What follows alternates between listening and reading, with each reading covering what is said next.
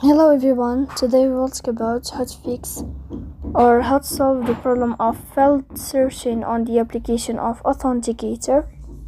You will click on settings. In this page you can click on apps, default apps, app settings. And above you can search about Authenticator and you will enter. Then you can click on first stop and you can click OK.